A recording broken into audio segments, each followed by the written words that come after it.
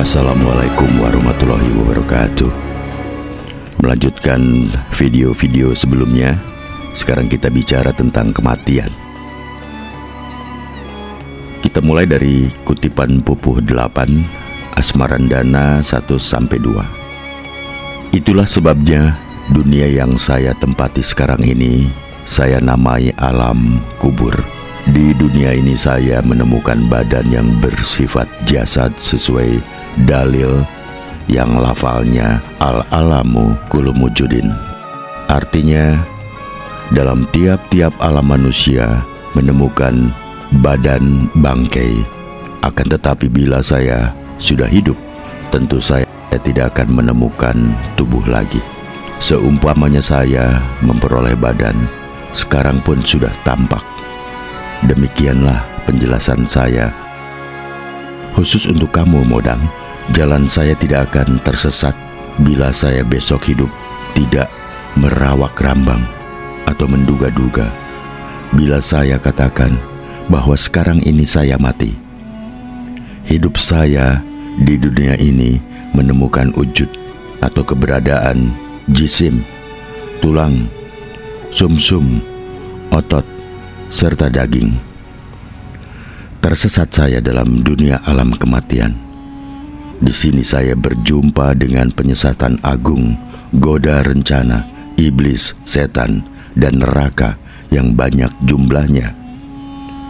Di dunia ini pula, jisim terbelenggu, rantai dan air panas. Memberikan definisi, batasan tentang hidup lebih mudah daripada mati. Dulu, seseorang dianggap mati bila denyut nadi di pergelangan tangannya sudah berhenti. Lalu, setelah detektor denyut jantung ditemukan, seseorang dianggap mati bila detak jantungnya telah berhenti. Dan akhirnya, sekarang ini, seseorang dinyatakan mati bila setelah dideteksi dengan alat EEG, elektronsepalogram, gelombang listrik, otaknya datar, flat. Artinya apa? Jika pada masa yang lalu orang sudah dinyatakan mati karena denyut nadinya berhenti, pada masa sekarang mungkin saja orang itu masih bisa hidup. Ada pergeseran makna mati. Melihat kehidupan sehari-hari, mati adalah keniscayaan. Dapat dikatakan setiap orang menyadari bahwa dirinya akan mati, akan meninggalkan kehidupan di bumi ini. Siapa yang meninggalkan bumi ini? Setiap agama mengajarkan bahwa ada diri yang berada di dalam tubuh jasmani ini. Ada yang mengatakan bahwa diri itu jiwa. Ada yang menyebutnya nyawa atau sukma. Umumnya orang Islam menyebut roh. Berbagai sebutan dikenakan bagi diri, yaitu jiwa, nyawa, roh, sukma, soul, atman, dan lain-lain. Apapun namanya, tidak menjadi masalah. Pada prinsipnya, mereka semua berkeyakinan bahwa mati adalah perginya diri atau jiwa meninggalkan tubuh jasmani yang hidup di bumi ini. Jadi, ada kesepakatan yang tidak disengaja. Umumnya pemeluk agama meyakini bahwa terpaksa atau tidak, dirinya akan meninggalkan jasmaninya. Yang berbeda, apa yang terjadi setelah mati. Orang-orang Hindu kuno sebelum zaman Upanishad yakin bahwa setelah kematiannya di bumi ini, jiwa akan mengenakan tubuh lain. Setelah zaman Upanishad, orang Hindu menerima ajaran samsara dan karma. Dengan ajaran tersebut, pandangan orang-orang Hindu berubah. Berdasarkan ajaran tersebut, manusia yang berdosa atau yang tidak beruntung diberi kesempatan untuk lahir lagi ke bumi untuk memperbaiki nasibnya dalam kehidupan yang akan datang. Kesempatan untuk lahir kembali sebagai bayi ini disebut reinkarnasi. Setelah orang memahami eksistensinya dan bisa hidup tenang dan damai, sabar dalam penderitaan, dan waspada dalam hidupnya, maka setelah mati orang itu moksa. Ia telah bebas dari belenggu materi dan kembali menyatu dengan jiwa tertinggi. Ia bagaikan segumpal garam di samudra, tak akan berpisah lagi. Menurut agama Zoroaster, setiap jiwa akan mengalami pengadilan individu di jembatan Chinvat atau jembatan pemisah. Zoroaster akan bertindak sebagai hakimnya. Catatan setiap jiwa dibacakan. Perimbangan antara perbuatan baik dan buruk ditentukan olehnya. Bila perbuatan baik seseorang lebih banyak daripada yang jahat, maka tangan Zoroaster menunjuk ke surga. Sebaliknya, Zoroaster menunjuk ke neraka atau tubir yang lokasinya di bawah jembatan. Jiwa-jiwa yang suci akan dibawa Zoroaster sendiri dalam menyeberangi jembatan menuju surga. Bagi orang Yahudi, tidak ada pengadilan individu setelah kematian. Penghakiman akan terjadi setelah kebangkitan umum bagi umat manusia. Tuhan akan memberikan pengadilan terakhir yang mengikat untuk setiap individu. Sebagian orang memperoleh hidup kekal dan sebagian lainnya menderita yang kekal. Setelah hari pengadilan, Tuhan akan mengirimkan keturunan Raja Daud untuk mendirikan kerajaan di bumi. Segala bangsa akan datang beribadat ke Yerusalem, yang akan menjadi tempat bagi kerajaan Tuhan adalah tanah suci yang diperbaiki dan dipermuliakan. Sedangkan agama Buddha mengajarkan bahwa tidak ada apa yang disebut kiamat besar. Yang ada itu kiamat pribadi. Apa yang dialami dalam kehidupan sekarang merupakan karma orang itu masa sekarang dan masa lalu. Jadi orang itu sendiri yang bertanggung jawab atas kualitas kehidupannya sekarang. Kalau sekarang hidup penuh penderitaan, maka karma masa lalu orang itu yang dituai sekarang. Jika ingin dilahirkan kembali sebagai orang yang bahagia, maka ia harus bertindak benar. Bagaimana pandangan agama Kristen? Perjanjian Baru berbicara sedikit tentang kehidupan setelah kematian. Namun, sejumlah orang Kristen menyimpulkan bahwa jiwa setelah kematian akan masuk ke suatu tempat sementara yang disebut Hades. Di tempat ini, jiwa-jiwa orang yang benar dan jiwa-jiwa orang yang salah ada dalam ruangan yang terpisah. Jiwa orang yang benar akan menerima anugerah. Jiwa orang yang salah akan mengalami permulaan hukuman akibat kesalahannya di bumi. Kedua jenis jiwa itu akan menunggu kebangkitan umum untuk mendapatkan pengadilan terakhir yang mengikat. Setelah kebangkitan umum datang, maka Yesus akan menjadi hakim agung. Dia akan menghakimi manusia seorang demi seorang. Pada umumnya, orang Islam berkeyakinan bahwa setelah kematian datang pada seseorang, ia disebut berada di alam kubur atau alam barzah, ada siksa kubur, dan ada nikmat kubur. Pada saatnya nanti dunia akan berakhir, dan mereka sebut hari kiamat. Kemudian semua manusia dibangkitkan dengan tubuh barunya, lalu manusia berkumpul bersaf-saf berada di barisan nabinya.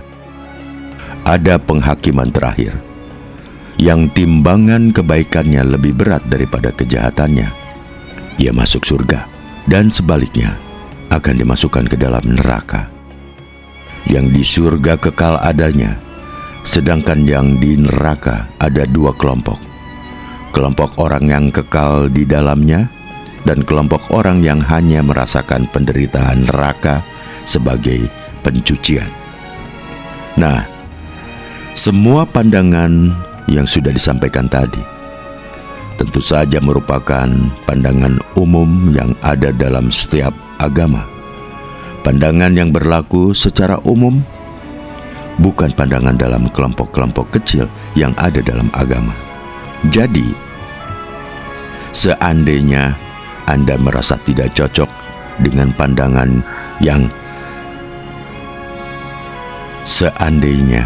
Anda merasa tidak cocok dengan apa yang sudah disampaikan tadi, Anda tidak perlu gusar atau kecewa, karena ini hanya mengemukakan pandangan yang dianut oleh mayoritas pemeluk agama-agama di bumi ini. Syekh Siti Jenar adalah seorang wali dari wali 9 di tanah Jawa.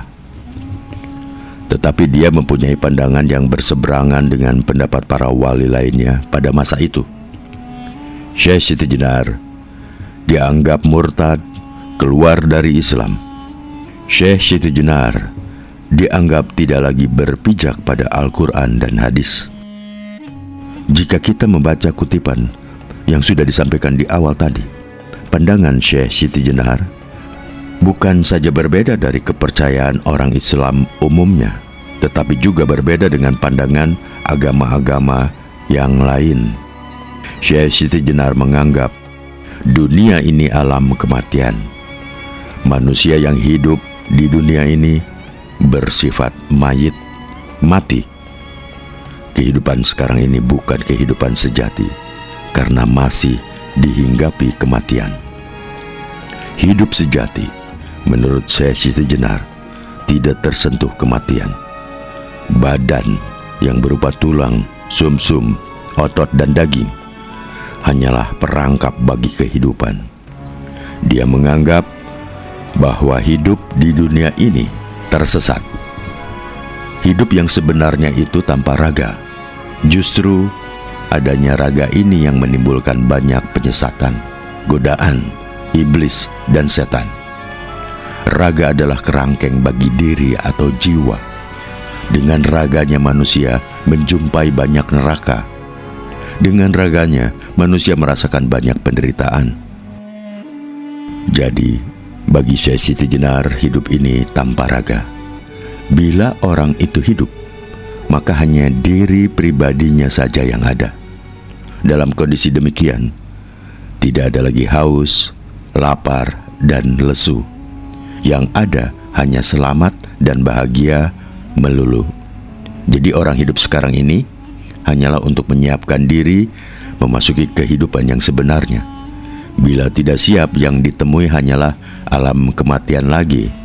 Jiwa akan terperangkap lagi ke dalam badan yang bersifat bangkai, mayit. Ya, bila diamati sepintas, pandangan Syekh Siti Jenar ini seolah-olah tanpa didukung dalil Al-Quran dan hadis. Padahal dalam sebuah hadis disebutkan bahwa manusia yang hidup di bumi ini sesungguhnya tidur dan bangun ketika matinya. Kemudian di dalam surat Al-Zumar dinyatakan, sesungguhnya engkau itu mayit dan mereka pun mayit. Pada umumnya ahli tafsir menerjemahkan ayat itu, sesungguhnya engkau akan mati dan mereka pun akan mati. Dalam Al-Quran, kata mayitun terdapat di 3 ayat. Yang ditonjolkan pada ayat-ayat ini adalah sifat mati atau sebagai mayit, bangkai. Artinya, orang yang hidup di bumi ini dalam posisi terkena kematian. dalam ayat Al-Quran mengungkapkan proses kejadian manusia, menyebutkan berlangsungnya proses penciptaan hingga lahirnya bayi. Dalam Al-Quran disebutkan, "Dan sungguh kami telah menciptakan manusia dari sari tanah. Kemudian kami menjadikannya, sari tanah itu, nutfah dalam tempat yang kokoh. Kemudian nutfah itu kami jadikan alaqah, bakal embrio. Lalu kami jadikan segumpal daging. Di dalamnya kami buat tulang, dan tulang kami balut daging. Kemudian kami menjadikan bentuk yang lain, yaitu bayi." Maha berkah Allah, pencipta terbaik. Kemudian di ayat yang lain juga dinyatakan, "Summa inakum ba'da zalika lamayitun." Kemudian sesungguhnya kamu sesudah itu benar-benar dalam periode menyongsong maut.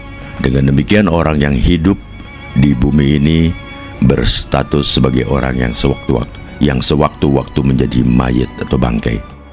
Mari kita pelajari penjelasan Syekh Siti Jenar kepada Modang pada pupuh yang di awal sudah disampaikan. Pertama, alam yang kita tempati sekarang ini disebut alam kubur. Dalam bahasa Arab, arti asal dari kata kerja ka'bara adalah memendam, menyembunyikan, dan kabar yang kata jamaknya kubur sebenarnya adalah tempat untuk memendam atau menyembunyikan sesuatu. Dunia sekarang ini masih berupa alam kubur karena banyak hal yang disembunyikan oleh manusia. Apa yang disebut rahasia adalah sesuatu yang disembunyikan. Dalam dunia ini tidak terjadi transparansi. Loh, bukanlah sekarang ini kita menuju kehidupan yang penuh transparansi. Tidak ada lagi sesuatu yang ditutup-tutupi tanpa tedeng aling-aling. Pertanyaannya, apakah kita bisa hidup dengan keterbukaan penuh jika kita masih punya kepentingan sendiri-sendiri? Apa yang bisa kita hidup tanpa menyembunyikan sesuatu bila kesadaran di kalangan umat manusia ini masih merupakan barang langka? Sifat hidup di dunia ini disadari sepenuhnya oleh Syekh Siti Jenar. Karena itu, dunia ini dia sebut alam kubur. Makin banyak saja sesuatu yang perlu dirahasiakan di dunia ini. Dulu, orang menemukan padi tanpa harus dipatenkan. Orang menemukan tempe tanpa dipatenkan. Semua jenis makanan tradisional tidak ada patennya. Kita tidak tahu lagi siapa-siapa penemu berbagai jenis makanan itu. Mereka itu bekerja secara lillahi ta'ala, demi Dia yang Maha Tinggi. Tetapi sekarang, jika ada orang yang menemukan sesuatu, maka dia harus buru-buru mematenkannya. Ia takut hasil penemuannya itu dicuri orang atau dimanfaatkan oleh orang lain. Jika penemuannya itu tidak dipatenkan, orang lain akan membisniskannya. Ia tidak dapat apa-apa dari segi materi dan orang lain yang menikmatinya. Dengan demikian, dalam kehidupan sekarang ini, rahasia alam banyak dibuka, tetapi rahasia manusia semakin rapat ditutupi. Inilah alam kubur. Memang, Syekh Siti Jenar adalah manusia yang luar biasa. Pandangannya 500 tahun lebih yang lalu, bahkan mungkin 1000 tahun lebih maju dari umat manusia di zaman itu. Sekarang ini, baru mereka yang hidup di negara maju yang terus-menerus mengedepankan keterbukaan. Mereka menuntut hidup dalam kesetaraan dalam kehidupan. Setiap orang ingin urusannya tidak diganggu dan tidak mengganggu orang lain. Inilah bentuk kehidupan yang memang dicanangkan oleh Syekh Siti Jenar. Syekh Siti Jenar merasa bahwa alam ini adalah alam kubur. Pada masa sekarang ini pun dirasakan seperti itu.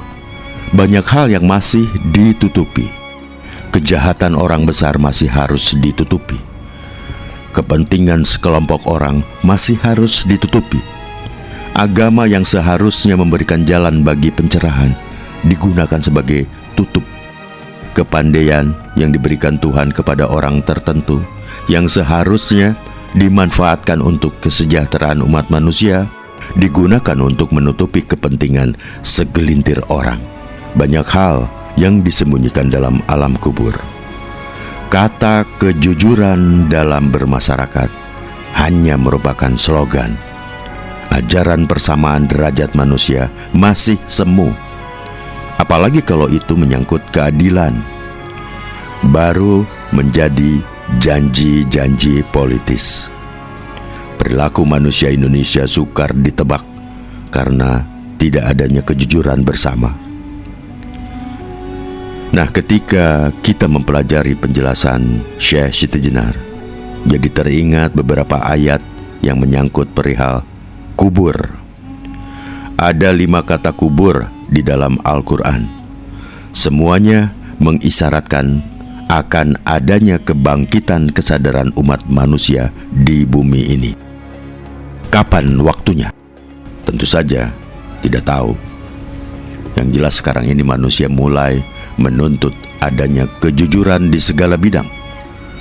Organisasi-organisasi dituntut adanya transparansi. Manusia dituntut lebih mengutamakan kepentingan bersama daripada pribadi atau kelompoknya. Dulu, demokrasi adalah bersedia menerima kekalahan dari pihak lain. Tetapi sekarang, demokrasi dituntut untuk menerima kehadiran minoritas. Demokrasi harus melindungi mereka yang minoritas. Tidak ada tirani mayoritas atau minoritas. Mari kita renungkan ayat-ayat tentang kubur. Sesungguhnya saat itu pasti datang. Tiada keraguan di dalamnya. Dan sesungguhnya Allah membangkitkan orang-orang yang ada di dalam kubur. Dan engkau tidak dapat membuat mendengar orang yang ada di dalam kubur. Sungguh mereka yang dimurkai Allah telah berputus asa terhadap kehidupan yang akan datang, sebagaimana orang-orang kafir yang ada di dalam kubur berputus asa. Apakah dia tidak mengetahui ketika apa yang ada di dalam kubur dibongkar? Dan apabila kubur-kubur dibongkar? Ya, Syekh Siti Jenar, generasi penerusnya sekarang ini di Indonesia telah merumuskan Pancasila. Harapanmu lebih dari 500 tahun yang lalu dibangkitkan. Demokrasi bukanlah menang atau kalah bagi suatu kelompok. Demokrasi adalah memberikan tempat bagi semua orang. Demokrasi harus dipimpin oleh hikmat kebijaksanaan. Sekali lagi, dipimpin oleh hikmat kebijaksanaan, agar setiap orang mendapatkan tempat dalam hidup ini. Maka demokrasi harus ada dalam permusawaratan dan perwakilan. Ini maknanya jauh lebih luas daripada bentuk demokrasi barat yang hanya terdiri dari partai-partai politik. Ada kelompok yang lebih punya kepentingan politik. Untuk itu ada partai politik. Tetapi ada pula kelompok yang tidak mau terlibat hiruk-pikuknya politik. Kelompok ini adalah kumpulan orang-orang yang ingin menjunjung adat istiadatnya, seni budaya, serta kepercayaannya. Kelompok ini seharusnya ada di DPR, sehingga DPR betul-betul merupakan perwakilan rakyat. DPR kita harus sesuai dengan Pancasila. Jangan sampai DPR hanya diisi orang-orang yang hanya berebut kekuasaan. Jika kita masih senang DPR yang bergaya barat, berarti kita masih senang tinggal di alam kubur. Kita lebih senang semuanya kepentingan rakyat dirumuskan dalam politik. Kita lupa terhadap nilai-nilai kemanusiaan yang bebas politik. Kemudian hidup di dunia ini bersandangkan badan yang bersifat bangkai. Syekh Siti Jenar tidak bicara tentang beberapa orang yang dapat hidup sampai ribuan tahun. Dia bicara tentang hampir keseluruhan manusia. Manusia tidak seperti ular, cecak, atau binatang tertentu yang dapat berganti kulit. Pada umumnya manusia mati setelah badannya rapuh karena tua, penyakit, atau rusak. Dalam Pupuh, Syekh Siti Jenar juga menjelaskan kepada Modang bahwa hidup itu bersifat daim, kekal selamanya, tidak tertimpa kematian. Itulah hakikat hidup. Tuhan pun disebut Al-Hay, yang hidup. Zat hidup ini telah menetes pada sari tanah dan terwujudlah kehidupan. Sehingga di bumi tercipta siklus hidup dan mati. Dalam ayat Al-Qur'annya dinyatakan, engkau masukkan malam ke dalam siang, dan engkau masukkan siang ke dalam malam. Engkau keluarkan yang hidup dari yang mati, dan engkau keluarkan yang mati dari yang hidup. Siang dan malam ada karena bumi berputar pada porosnya. Hidup dan mati juga analog dengan terjadinya siang dan malam. Jika hidup zat itu menetes pada media kehidupan, maka terjadilah proses hidup. Jika ia sudah hidup di luar kandungan, maka ia mengalami proses kematian. Jadi, manusia itu sebenarnya born to die, dilahirkan untuk menghadapi kematian. Kita makan dan minum setiap harinya sebenarnya bukan untuk hidup, tetapi hanya untuk menunda kematian. Begitu kita lahir ke dunia, proses kematian itu sendiri terus berjalan. Hidup sekarang ini dapat diumpamakan biji. Ya, biji tumbuhan. Biji tidak tumbuh bila faktor yang ada tidak mendukungnya tumbuh. Selama tidak tumbuh, biji tersebut dalam fase dorman, fase tidur, masa tidak aktif. Nah, menurut hadis, hidup sekarang ini ada dalam fase tidur. Karena dalam fase tidur, kita ini tidak tahu apa yang sebenarnya akan terjadi di balik kematian. Kalau kita betul-betul hidup, kita sudah pasti tahu apa yang akan terjadi. Kita tahu kemana kita akan melangkah. Dasar bangkai, kita ini seperti ada di alam kegelapan. Kita hidup dengan meraba-raba, curiga, prasangka, ragu-ragu, cemas, dan sejenisnya, membuktikan bahwa orang hidup di bumi ini diliputi ketidaktahuan. Loh, orang tidur, bagaimana bisa tahu? Dalam alam kematian, alam kubur, manusia tidak tahu hakikat sesuatu. Bahkan dia tidak tahu diri sejatinya. Hidup di alam kubur tergantung berbagai faktor di sekitarnya. Ya, seperti biji. Ia tumbuh atau tidak tergantung lingkungannya, bukan karena dirinya. Zat hidup biji itu cuma menentukan badan yang disebut bakal biji.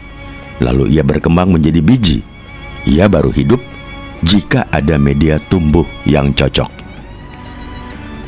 Syekh Siti Jenar berkata bahwa dirinya atau zat hidupnya menemukan awak atau ahlab, dan awak badan bersifat bangkai.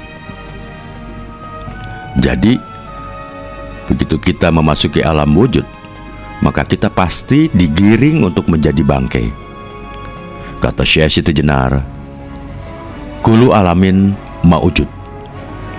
Setiap alam ada eksistensinya. Sebenarnya filsafat Syekh Siti Jenar ini asli konsep Jawa. Alam atau kosmos butuh rupa, tetapi ia tidak berhenti pada rupa asalnya itu. Begitu lahir sebagai bayi, manusia tidak tetap hidup sebagai bayi. Ia tumbuh sebagai anak-anak, lalu remaja, pemuda, dewasa, tua renta, dan akhirnya menjadi bangkai. Orang Jawa menggambarkan konsep kehidupan itu dengan baik pada Candi Borobudur. Walaupun candi itu dibangun untuk pemeluk Buddha, tetapi ia perwujudan kompromistis dengan ajaran Jawa. Candi Borobudur terdiri dari 10 tingkat. Ini jelas konsep 10 dunianya agama Buddha. Tetapi 10 dunia dibuat menjadi 4 tingkat atau tangga kehidupan. Tangga yang paling bawah adalah Kamadhatu. Inilah dunianya keinginan diri manusia. Pada tahap ini zat hidup manusia ingin hidup berwujud di bumi ini.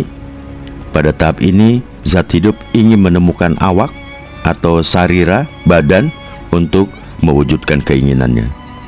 Tahap berikutnya adalah Rupa Dhatu, wujud lahiriah, bukan wujud.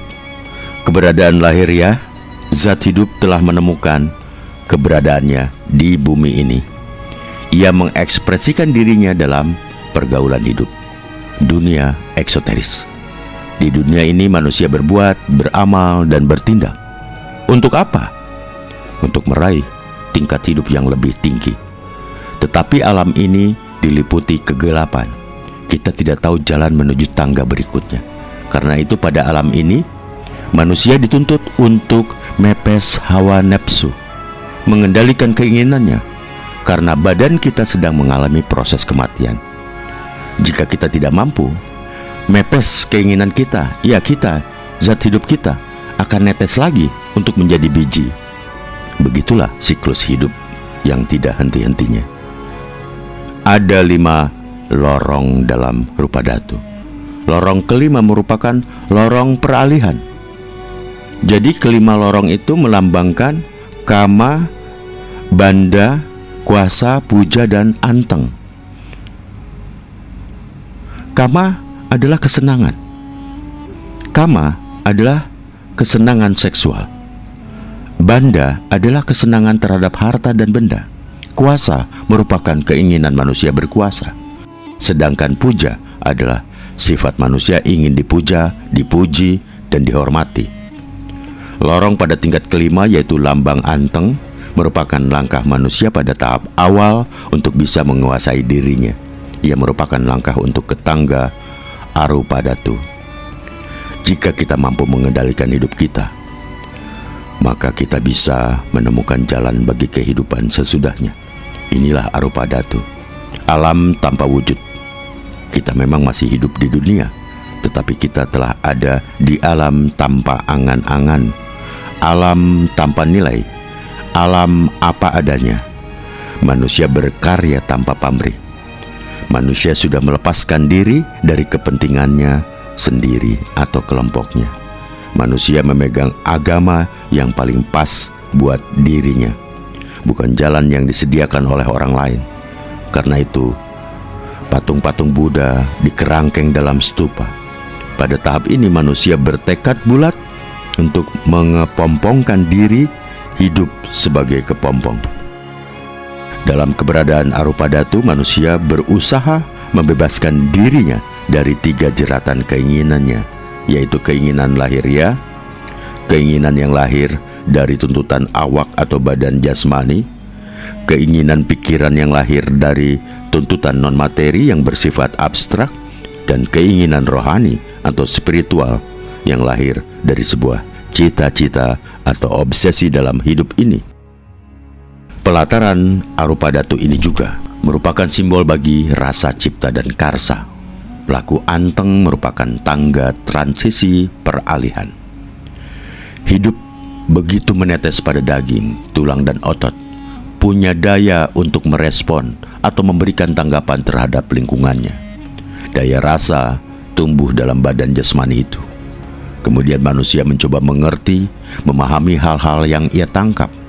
Ada cipta di dalam diri manusia. Manusia mencoba mengetahui objek-objek yang ada di sekitarnya.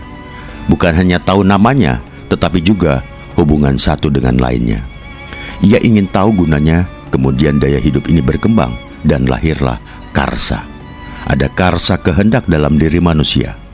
Pada kondisi tertentu, rasa cipta karsa ini dapat membelenggu manusia, sehingga manusia hanya tertawan oleh hayalannya sendiri, oleh fantasi dan imajinasinya sendiri, termasuk hayalan dan imajinasi tentang Tuhan. Manusia seharusnya membuka dirinya terhadap anugerah dan rahmat Tuhan. Tetapi kenyataannya, manusia menciptakan Tuhan dalam pikirannya. Semua angan-angan ketuhanan harus dikerangkeng, harus ditutupi dengan stupa. Tuhan yang ditemui adalah Tuhan yang bebas dari rupa dan angan-angan, Tuhan yang bebas dari anggapan dan kepercayaan. Karena itu manusia dalam tahap ini berusaha ngelakoni atau menjalani hidup heneng-hening dan manteng. Heneng diam adalah usaha manusia untuk menimbulkan riak kenegatifan dalam hidup. Kemudian pikirannya menjadi jernih, bening, penuh hikmat, lalu ia manteng. Husu hidupnya menjadi rahmat, kasih sayang bagi segala yang ada di sekelilingnya. Tuhan yang satu, yang meliputi segalanya, ya, inilah Tuhan yang menjadi samudra bagi pulangnya zat hidup. Jika manusia dapat membebaskan dirinya dari segala angan-angannya dan menapaki kehidupan nyata, maka dialah yang berhak memasuki Nirupadatu. Di alam inilah manusia akan menemukan kelanggengan, kekekalan dirinya. Ia masuk ke dalam alam sunyaruri, alam ketiadaan, alam kebahagiaan yang bebas dari segala bentuk, baik yang pernah dilihat maupun yang hanya diangankan. Alam ini disebut dalam Al-Quran, tidak seorang pun mengetahui kebahagiaan yang tersembunyi bagi mereka yang beriman sejati sebagai anugerah amalan mereka. Apa artinya ayat tersebut? Seseorang tidak akan mengetahui kebahagiaan yang disediakan bagi orang lain. Karena itu jalan hidup harus diketahui oleh dirinya sendiri. Itulah sebabnya seseorang tidak boleh mengkafirkan orang lain. Tuhan tidak menuduh seseorang telah kafir. Bahkan Abdullah bin Ubay yang terkenal munafik pun tidak disebut namanya dalam Al-Quran. Fir'aun, musuh Nabi Musa, juga hanya disebut nama generiknya. Kita tidak mengetahui Fir'aun yang mana yang menentang Musa dari serangkaian Fir'aun yang turun-temurun menguasai Mesir. Nah, bila sudah hidup diri manusia tidak menemukan badan lagi, disebutkan dalam Pupuh, lain halnya bila orang hidup tanpa raga, hanya diri pribadilah yang ada. Tidak kenal haus dan lapar, yang ada hanya selamat dan bahagia semata. Bagi Syekh Siti Jenar, hidup sejati itu adalah hidup yang tidak bersandangkan badan, raga, atau tubuh jasmani sekarang ini. Raga jasmani justru membatasi gerak. Dengan badan fisik ini, manusia tidak bisa bergerak cepat dalam perjalanan hidupnya. Manusia tidak merdeka. Badan fisik bahkan menutupi pandangan, sehingga manusia tidak bisa melihat jalan hidupnya yang akan datang. Coba bayangkan, jika kita lagi makan enak, boleh jadi kita lupa dengan orang lain yang ada di sekitar kita. Ketika makan enak itu, orang juga lupa bahwa badan yang ditumpanginya itu membawa kematian. Makan dan minum ternyata tidak membuat kita hidup. Kita makan dan minum itu untuk menunda diri kita menjadi mayit, bangkai. Sungguh, lahir di bumi ini untuk menyongsong kematian, bukan untuk mendapatkan kehidupan. Ini bukan paham nihilisme. Ini adalah realita. Jika kita ini berjalan menuju ke kematian, tidak berarti lalu kita boleh seenaknya. Sama dengan orang yang ada di dalam penjara. Walaupun ia sendiri, ia tidak bisa bertingkah laku semaunya. Ia tetap wajib memenuhi aturan main di penjara. Kita makan agar kita dapat bekerja. Yang jelas bukan agar kita hidup. Kita cuma menunda kematian, karena kita memang berada di alam kematian.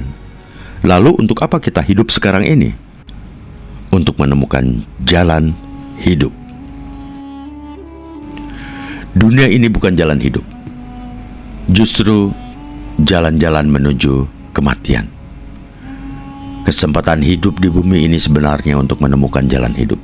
Disinilah manusia harus selalu bercermin diri, mawas diri. Harus berani melihat kenyataan yang sekarang kita alami ini. bukan malah tidak ambil peduli. Kalau kita tetap tidak menyadari keberadaan kita ini, mana mungkin kita menjadi lebih tahu nantinya.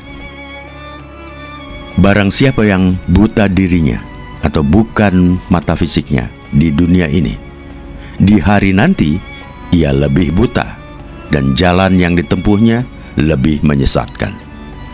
Di sini Syekh Siti Jenar betul-betul mengingatkan kita agar kita tidak terperangkap sifat dunia. Jika kita terjebak dunia, wah, kita bisa kehilangan jalan di masa depan. Karena itu, Syekh Siti Jenar merasa tersesat jalan dalam hidupnya dan jatuh di alam kematian.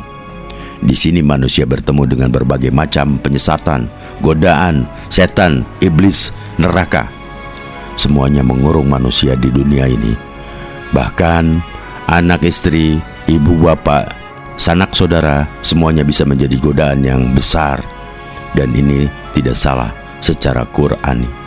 Hidup yang sebenarnya tanpa raga ini, hidup dalam wujud frekuensi murni, hanya diri pribadi, hidup di alam sunyaruri, hidup dalam niru padatu, bukan hanya husu, manteng, tetapi madep. Ya, menghadap sendirian kepada keberadaan agung Tuhan yang Maha Esa, diri pribadi yang ada. Setiap diri datang kepadanya sendirian pada saat kebangkitan zat hidupnya. Cuma diri pribadi yang ada dalam konsep Jawa disebut manunggaling kaula kalawan Gusti, bukan jumbuhing kaula kalawan Gusti. Menyatunya hamba dan Tuhan dan bukan bercampurnya hamba dan Tuhan. Tauhidu al-wujud dan bukan wihdat al-wujud. Manunggaling kaula kalawan Gusti, menyatunya hamba dengan Tuhan adalah konsep Jawa. Konsep ini terekam pada tahun 911 sebelum Masehi, yang ketika lahirnya abad Jawa oleh Empu Ubayun.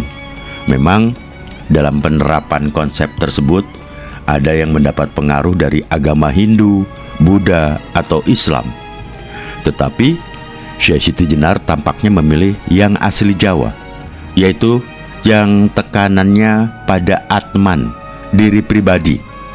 Hidup adalah wujud diri pribadi, merdeka dari belenggu, gangguan, dan godaan sekitar. Mirip dengan pemancar berfrekuensi FM yang jernih dan nyaring bunyinya tanpa ada kresek-kresek. Itulah dambaan Syekh Siti Jenar. Masuklah engkau sebagai hamba-hambaku, masuklah engkau ke dalam tamanku. Begitu seruan Tuhan di dalam Al-Quran. Tamanku bisa diartikan yang lebih luas menjadi keberadaanku. Innalillahi wa inna ilaihi rojiun. Sesungguhnya kami berasal dari ilahi dan niscaya kami kembali kepadanya. Nah, hidup kembali kepadanya, maka jangan dicari lagi sosoknya. Begitulah yang dijelaskan Syekh Siti Jenar. Hanya diri pribadi yang ada. Tuhan tidak butuh tempat tinggal. Tamannya merupakan tempat kembali hamba-hambanya yang beriman, tetapi tidak ada di dalam maupun di luar tamannya. Hamba menyatu dengan Tuhan. Hidup hamba tidak terpisah dari Tuhan. Diri pribadi yang ada itu, jika hamba betul-betul hidup, hidup kita sekarang ini dalam alam kematian. Teolog mungkin berapologi, membela diri bahwa Tuhan meliputi segala sesuatu. Jadi kita sekarang ini pun tetap satu dengan Tuhan. Ya, Anda betul. Tetapi eksistensi kita ini tetap tersekat dengan Tuhan. Jika kita minta tidak dikenai mati, toh kita tetap mati. Artinya permintaan kita tidak sampai kepadanya.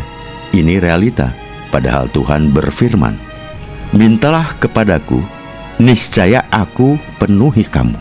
Loh, kalau doa kita tidak dikabulkannya, apa artinya? Artinya, ya kita itu tidak berhadapan dengannya. Hanya anggapan kita saja. Kita telah berhadapan dengannya, tetapi sesungguhnya kita tidak kenal dia. Syekh Siti Jenar bukanlah seorang teolog. Dia seorang praktisi. Agama baginya bukan teori yang harus dihafal. Agama adalah sebuah jalan yang harus dilalui. dia tidak ambil pusing dengan nama agama. Walaupun agama yang sedang disandangnya adalah Islam, tetapi kenyataan hidup, keberadaan diri, jiwa, itulah yang menjadi bagian kesadaran.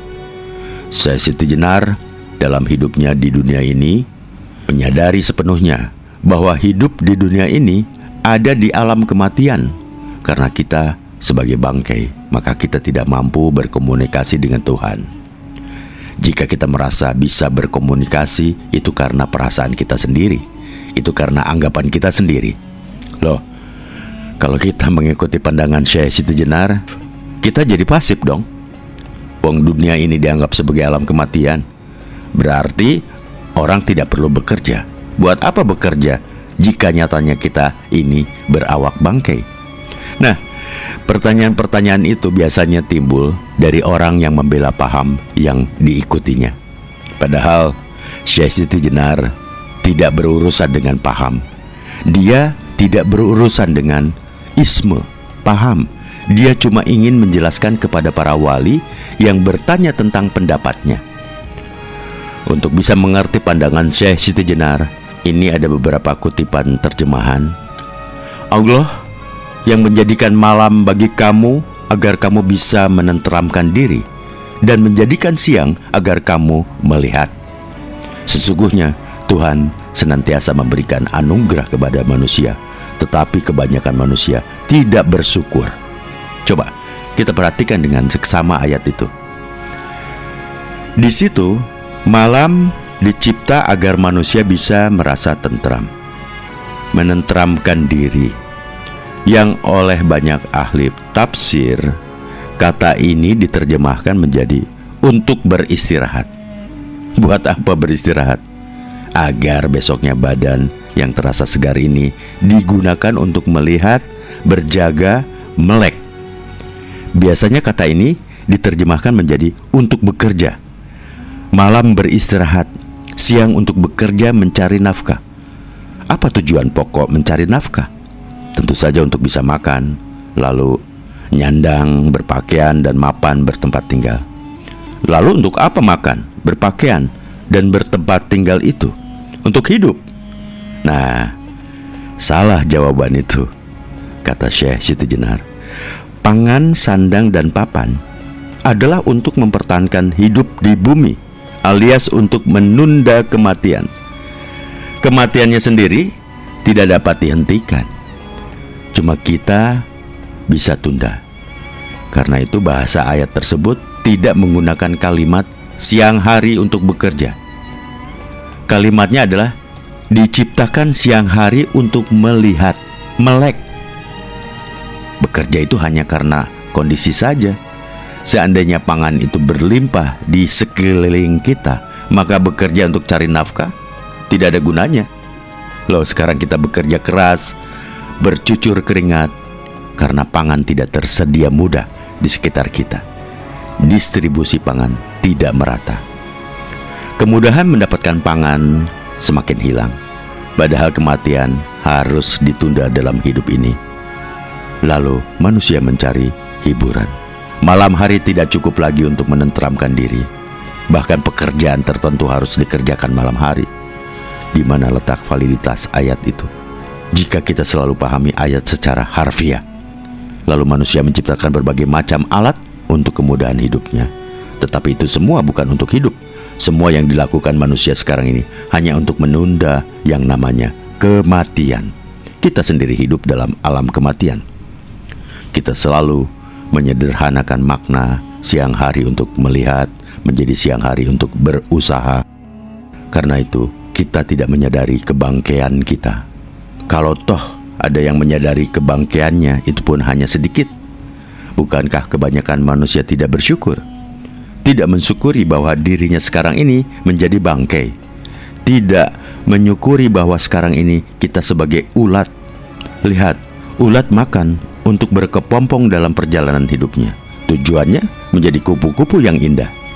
Jadi kita bekerja ini agar kita menunda kematian kita. Jika masih hidup, maka malamnya untuk menenteramkan diri, untuk merenungkan arti hidup yang sebenarnya, untuk menemukan jalan hidup, bukan beristirahat. Istirahat hanyalah kondisi ketika kita tidak terlibat pekerjaan yang sedang kita kerjakan. Lalu siangnya untuk melihat. Makna ini lebih luas daripada siang untuk berusaha. Melihat juga untuk memenuhi kodrat hidup. Saya mencari sandang pangan atas kodrat saya sendiri. Itu kata Kebo Kenongo, salah seorang murid Syekh Siti Jenar. Dan di dalam diri manusia ada kodrat, blueprint atau cetak biru yang sudah ditetapkan sebelum lahir. Jadi hidup sekarang ini hanya untuk memenuhi kodrat diri kita masing-masing. Bekerja hanyalah cara untuk memenuhi kodrat itu. Berbagai macam benda diciptakan sebagai alat untuk menenteramkan diri.